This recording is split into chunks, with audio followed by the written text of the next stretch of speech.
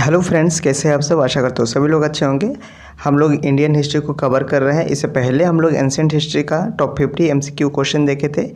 आज हम लोग देखेंगे दिल्ली सल्तनत काल का भारतीय इतिहास, जिसमें टॉप 50 क्वेश्चन लिया गया है 1206 ईस्वी से 1526 ईस्वी तक का संपूर्ण इतिहास, जो परीक्षा के लिए बहुत ही उपयोगी होगा, उसको लिए हैं।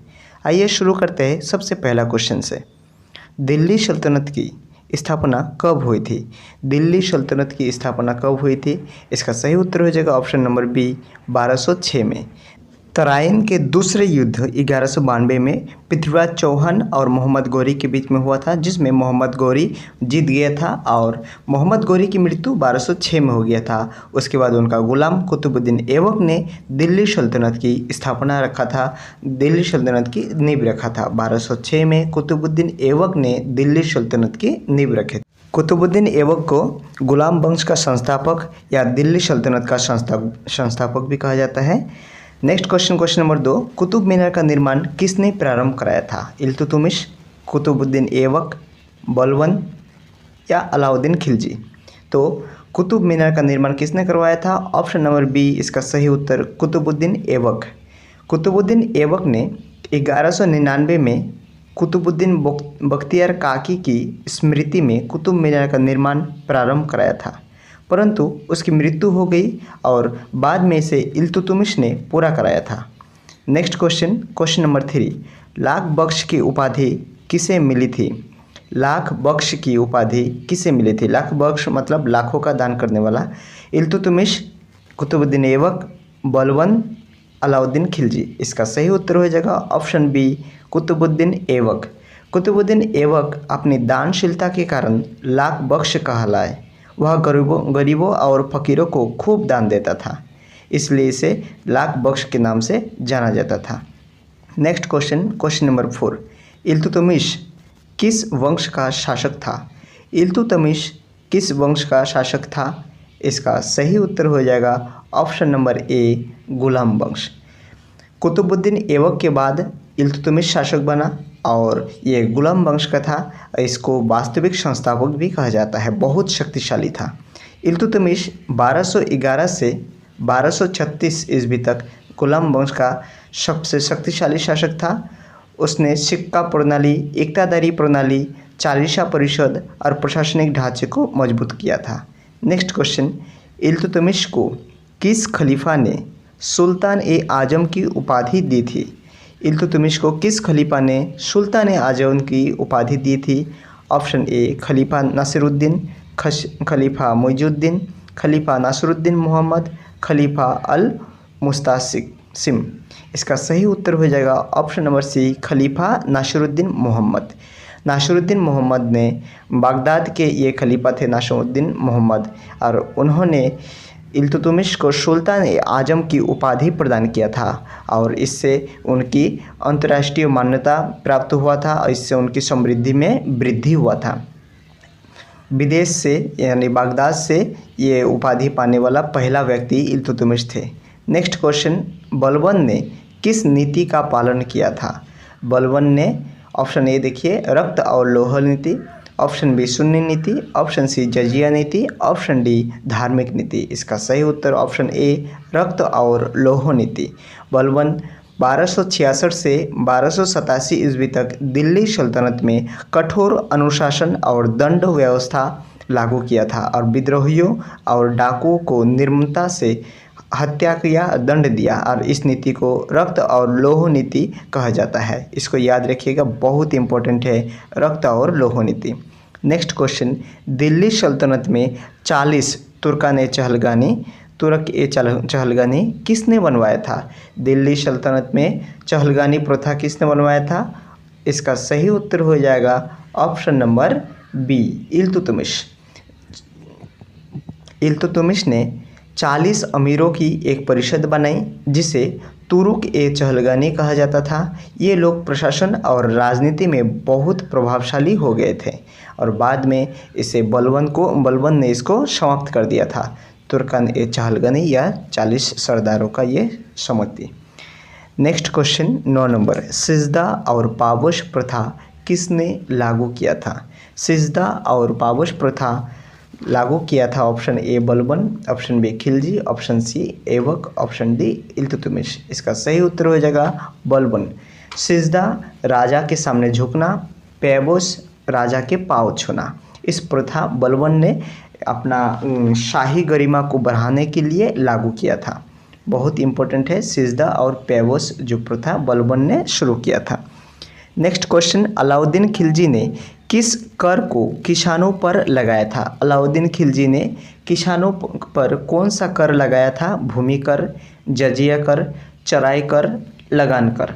तो इसका सही उत्तर हो जाएगा ऑप्शन नंबर ए भूमि कर। अलाउद्दीन खिलजी ने किसानों पर भूमि कर लगाया था। इनका टाइम पीरियड देख लीजिए, 1296 से 1316 तक इन्होंने किसानों पर 50% भूमि कर लगाया था और किसानों पर बहुत कठोर नियंत्रण रखा था और राजकोष हमेशा भरा रहे, इसलिए इन्होंने किसानों पर 50% टैक्स लगाया था। क्वेश्चन नंबर 11, अलाउद्दीन खिलजी ने किस पद की स्थापना की थी ताकि बाज़ारों की निगरानी की जा सकती है? तो बाज़ारों की निगरानी के लिए अलाउद्दीन खिलजी ने दीवान ए रियासत, दीवान ए मुख्तराज, शाहना ए मंडी, वजीर ए आला, कौन सा पद नियुक्त किया था? ऑप्शन सी शाहना ए मंडी। अलाउद्दीन खिलजी ने दिल्ली में बाजार नियंत्रण के लिए शाहना ए मंडी नामक पद की स्थापना किया था। यह अधिकारी कीमतों पर निगरानी रखता था और माप तोल में होने वाली गड़बड़ी को रोकता था। शाहना ए मंडी माप तोल में होने वाली गड़बड़ी को रोकता था और कीमतों पर निगरानी रखता था, याद रखिएगा। Next question, question number 12, Alauddin Khilji ने दक्षिण भारत पर आक्रमण के लिए किस सेनापति को भेजा था? देखिए ये बहुत इंपॉर्टेंट है, बार बार ये क्वेश्चन पूछा है एग्जाम में। Option A Malik Kafur, option B Malik Ghazi Malik, option C Zafar Khan, option D Ulugh Khan. तो इसका सही उत्तर हो जाएगा option number A Malik Kafur. इन्होंने अलाउद्दीन खिलजी को कोहिनूर हीरा ला के दिया था दक्षिण भारत से। अलाउद्दीन खिलजी का सबसे प्रमुख सेनापति मालिक काफूर था। उसने देवगिरी, वारंगल, द्वार समुद्र और मदुरई तक आक्रमण किया और दक्षिण भारत की अपार संपत्ति दिल्ली लाया, साथ में कोहिनूर हीरा भी लाया था और जिसे मयूर सिंहासन पर शाहजहां ने लगवाए थे। Next question 13 number, Alauddin Khilji ने किस विद्रोह को मारकर सत्ता पर कब्जा किया था? अलाउद्दीन खिलजी ने किस विद्रोही को मारकर सत्ता पर कब्जा किया था? Option A Jalaluddin Khilji, option B Balban, option C Ghiyasuddin Balban, option D Iltutmish. इसका सही उत्तर हो जाएगा ऑप्शन ए जलालुद्दीन खिलजी को मारकर। अलाउद्दीन खिलजी ने अपने चाचा जलालुद्दीन खिलजी की हत्या करके 1296 में दिल्ली की गद्दी पर कब्जा किया था। 1296 में अलाउद्दीन खिलजी अपने चाचा जलालुद्दीन खिलजी को मारकर दिल्ली सल्तनत पर कब्जा किया था। Next question, question number 14, Alauddin Khilji ने किस विद्रोही आक्रमणकारी को पराजित किया था? किस विद्रोही आक्रमणकारी को, विदेशी आक्रमणकारी को पराजित किया था? इसका देखिए चंगेज खां, तैमूर, नादिर शाह, मंगल। इसका सही उत्तर हो जाएगा ऑप्शन डी मंगल। खिलजी काल में मंगल आक्रमण बहुत भयंकर थे। अलाउद्दीन ने कई बार मंगलों को हराया और दिल्ली को सुरक्षित रखा। तो अलाउद्दीन खिलजी ने मंगल आक्रमण से अपने आप को और दिल्ली को सुरक्षित रखा था, बहुत इंपॉर्टेंट है। नेक्स्ट क्वेश्चन, क्वेश्चन नंबर 15, 1000 स्तंभों का महल का निर्माण किसने करवाया था? इल्तुतमिश, बलबन, अलाउद्दीन खिलजी, मोहम्मद बिन तुगलक।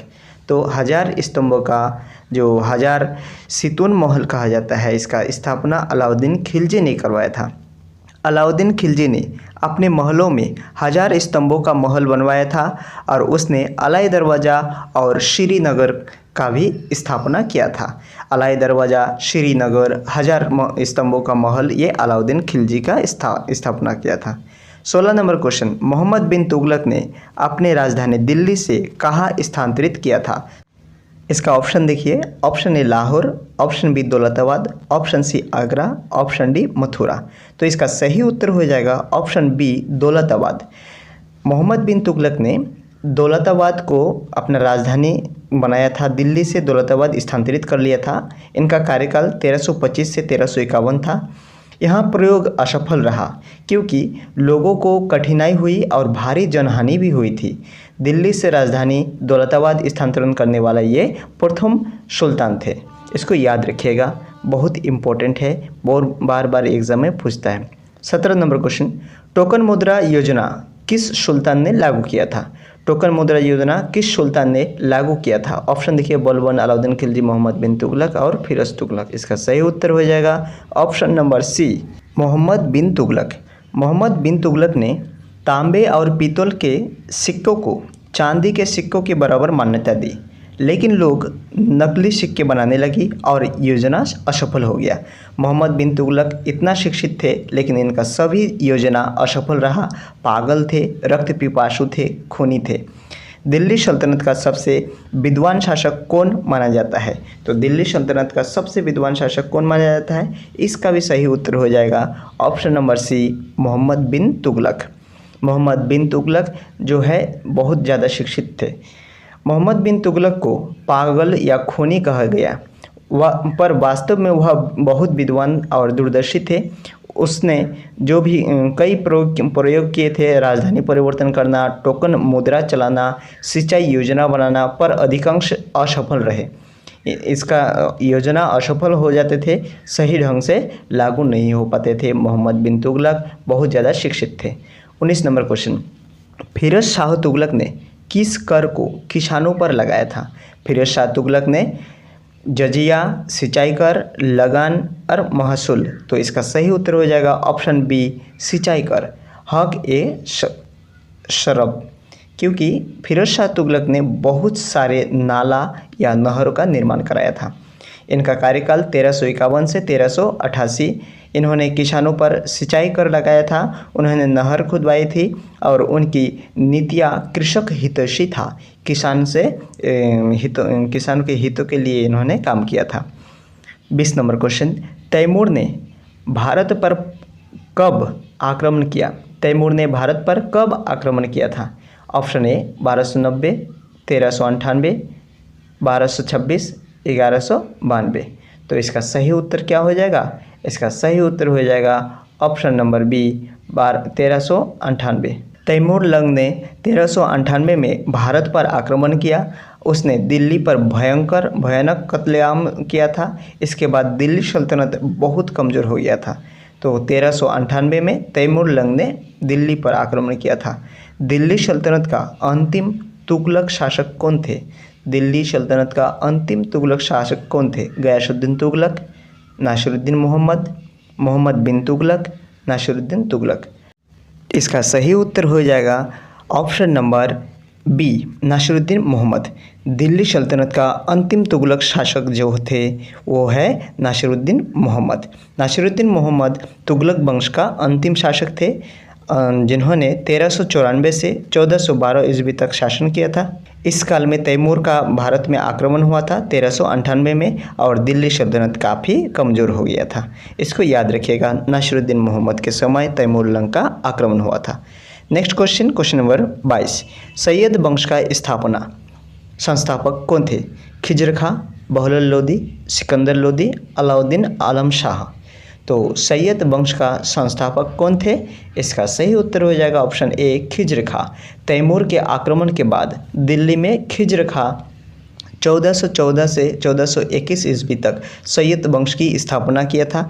उसने स्वयं को सुल्तान नहीं कहा, बल्कि खलीफा का नायब कहा था। तो खिजर खां स्वयं को सुल्तान नहीं, खलीफा का नायब कहा था, अपने आप को सुल्तान नहीं कहता था। खिजर खां सैयद वंश का संस्थापक थे। इसको याद रखिएगा, तैमूर आक्रमण के बाद ये खिजर खां सैयद वंश का स्थापना हुआ था 1414 से 1421।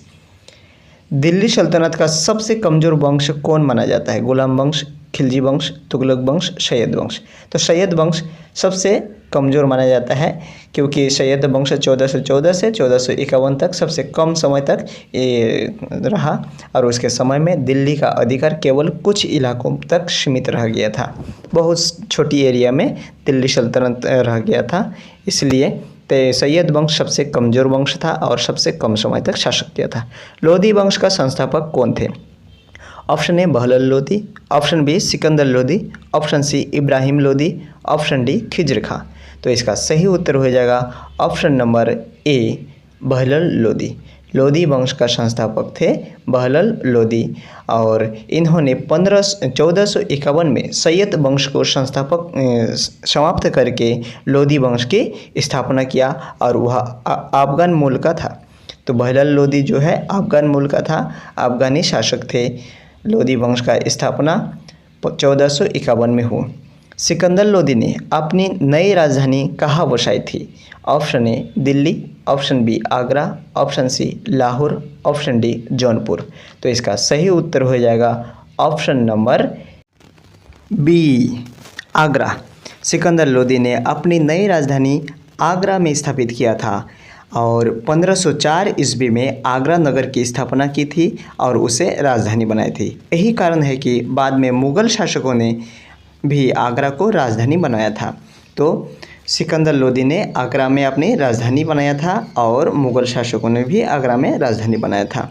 26 नंबर क्वेश्चन, सिकंदर लोदी किस भाषा का समर्थक था? सिकंदर लोदी किस भाषा का समर्थक था? अरबी, संस्कृत, फारसी, हिंदी। तो इसका सही उत्तर हो जाएगा ऑप्शन नंबर सी फारसी। सिकंदर लोदी ने फारसी भाषा को प्रोत्साहन दिया। उसके समय में फारसी प्रशासन और साहित्य की प्रमुख भाषा बन गई थी। सिकंदर लोदी का प्रमुख भाषा फारसी थे, इसको याद रखिएगा। फारसी भाषा को बहुत प्रायोरिटी दिया है। नेक्स्ट क्वेश्चन 27 नंबर, दिल्ली सल्तनत का अंतिम शासक कौन थे? दिल्ली सल्तनत का अंतिम शासक कौन थे? ये आप लोग सभी लोग जानते हैं। पानीपत की युद्ध में बाबर ने जिनको हराया था वह दिल्ली सल्तनत का अंतिम शासक था। इसका सही उत्तर हो जाएगा ऑप्शन सी इब्राहिम लोदी। 1526 ईस्वी में पानीपत की युद्ध हुआ था और इब्राहिम लोदी बाबर के हाथ में पराजय हो गया था। तो 1526 में पानीपत का प्रथम युद्ध हुआ था जिसने बाबर ने उसको हरा दिया था और मुग़ल साम्राज्य की नींव रखी थी और लोदी वंश की और दिल्ली सल्तनत की समाप्त हो गया था। इसको याद रखिएगा, दिल्ली सल्तनत के अंतिम शासक इब्राहिम लोदी। पानीपत का प्रथम युद्ध कब हुआ था? पानीपत का प्रथम युद्ध कब हुआ था? इसका सही उत्तर हो जाएगा, देखिए ऑप्शन देख लीजिए, 1398, 1526, 1192, 1761। तो इसका सही उत्तर हो जाएगा ऑप्शन बी 1526। 21 अप्रैल 1526 को बाबर और इब्राहिम लोदी के बीच पानीपत का प्रथम युद्ध हुआ। इसमें बाबर ने तोपों का प्रयोग किया और दिल्ली सल्तनत का अंत कर दिया। तो बाबर ने भारत में पहली बार तोपों का व्यवहार हुआ और जिसमें दिल्ली सल्तनत की नींव समाप्त हो गया। नेक्स्ट क्वेश्चन, लोदी वंश का कौन सा शासक सबसे योग्य माना जाता है? लोदी वंश का कौन सा शासक सबसे योग्य माना जाता है? बहलल लोदी, सिकंदर लोदी, इब्राहिम लोदी, खिज्र खां। तो इसका सही उत्तर हो जाएगा सिकंदर लोदी। सिकंदर लोदी को लोदी वंश का सबसे सक्षम शासक माना जाता है।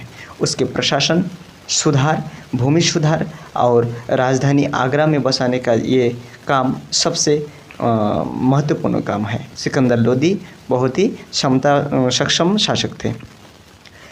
30 नंबर क्वेश्चन, भारत में अफगान साम्राज्य की वास्तविक नींव किसने रखी? भारत में अफगान साम्राज्य की वास्तविक नींव किसने रखी? इसका ऑप्शन देखिए, बहलल लोदी, सिकंदर लोदी, इब्राहिम लोदी, शेरशाह सूरी। तो इसका सही उत्तर हो जाएगा बहलल लोदी। बहलल लोदी ने 1451 में दिल्ली की गद्दी पर बैठा और अफगानों की सत्ता स्थापित किया। हालांकि बाद में सिकंदर लोदी इसे मजबूत किया था। तो वास्तविक में बहलल लोदी ने अफगान सत्ता को स्थापित किया था और सिकंदर लोदी ने इसको और मजबूत किया था। नेक्स्ट है 31 नंबर, सल्तनत काल में जजिया कर सबसे पहले किसने लगाया था? सल्तनत काल में जजिया कर सबसे पहले किसने लगाया था? इल्तुतमिश, अलाउद्दीन खिलजी, फिरोज शाह तुगलक, मोहम्मद बिन तुगलक।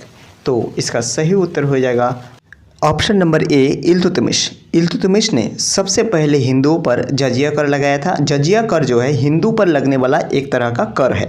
हालांकि फिरोज शाह तुगलक ने इसे और कठोरता से लागू किया था। इल्तुतमिश शुरुआत किया था जजिया कर का और फिरोज शाह तुगलक ने कठोरता से जजिया कर लागू किया था। 32 नंबर, 4 नदियों की नहर काबुल नहर किसने बनवाई थी? 4 नदियों की नहर किसने बनवाई थी? इल्तुतमिश, फिरोज शाह तुगलक, मोहम्मद बिन तुगलक, बलबन। तो इसका सही उत्तर हो जाएगा option number B Firoz Shah Tughlaq. Firoz Shah Tughlaq ने यमुना, सतलज, गंगा और घग्गर नदियों से नहर खुदवाए और सिंचाई की व्यवस्था की। इसको काबुल नहर के नाम से जाना जाता है और ये नहर फिरोज शाह तुगलक ने बनवाया था। 4 नदियों में काबुल नहर ये बनवाया था, काबुल नहर के नाम से ये प्रसिद्ध था। नेक्स्ट क्वेश्चन, सल्तनत काल का सर्वाधिक जनप्रिय शासक किसे कहा जाता है? Option A Balban, option B Firoz Shah Tughlaq, option C Alauddin Khilji, option D Sikandar Lodi. तो सल्तनत काल का सर्वाधिक जनप्रिय शासक कौन थे? फिरोज शाह तुगलक। फिरोज शाह तुगलक ने किसानों के लिए नहरें बनवाए, करों में छूट दी, लोगों के हित में काम किया और इसी कारण इसको जनप्रिय शासक भी कहा जाता था। सल्तनत काल का सबसे जनप्रिय शासक फिरोज शाह तुगलक, जिन्होंने किसानों के लिए बहुत ज़्यादा काम किए, नहर बनाए, करों के छूट दिया। नेक्स्ट क्वेश्चन 34 नंबर, सिराज उल मुल्क की उपाधि किसे दी गई थी? सिराज उल मुल्क की उपाधि किसे दी गई थी? इल्तुतमिश, बलबन, अलाउद्दीन खिलजी, रजिया सुल्तान। तो सिराज उल मुल्क की जो उपाधि है बलबन को दिया गया था और राज्य का ये दीपक होता है, इसका अर्थ सिराज उल मुल्क मतलब राज्य का दीपक, ये उपाधि दिया गया था।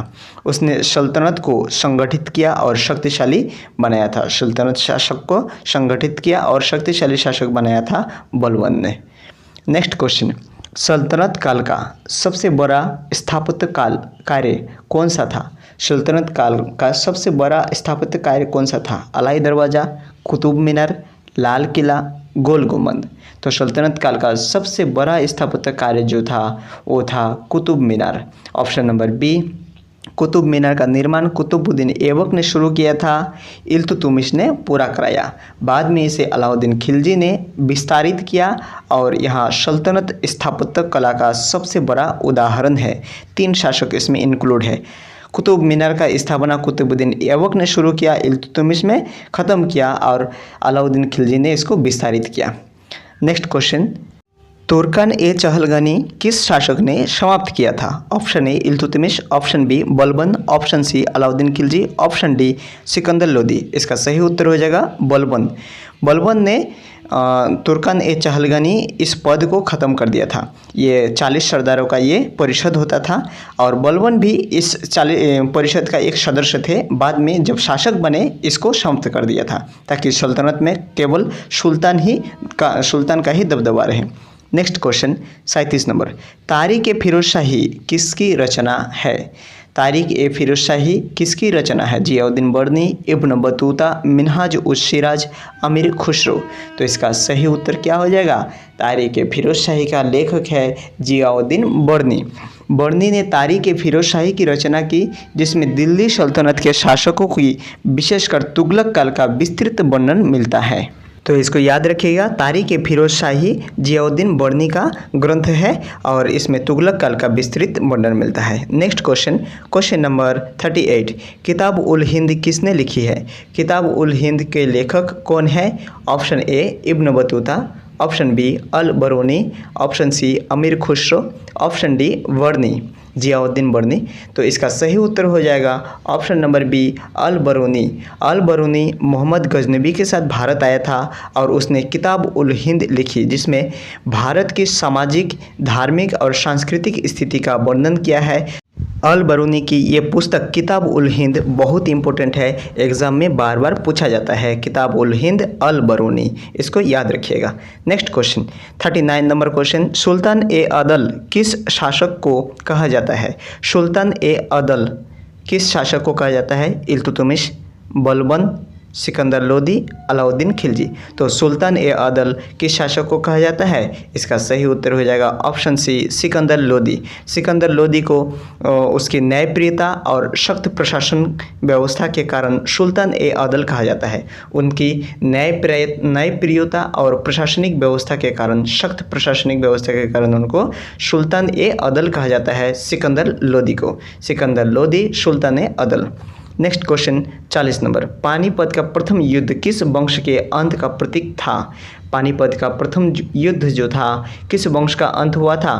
तुगलक वंश, सैयद वंश, लोदी वंश, खिलजी वंश। तो इसको देखे हैं हम लोग, इब्राहिम लोदी को समाप्त किया था, तो लोदी वंश समाप्त हुआ था।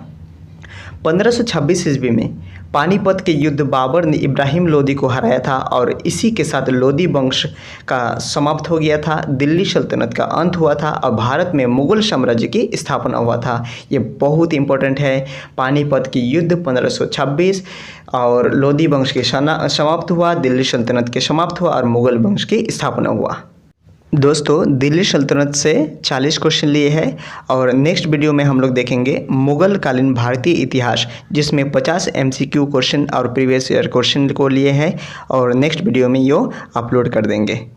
दोस्तों, इन 40 MCQ के क्वेश्चन के माध्यम से दिल्ली सल्तनत को संपूर्ण कवर करने का प्रयास किए हैं।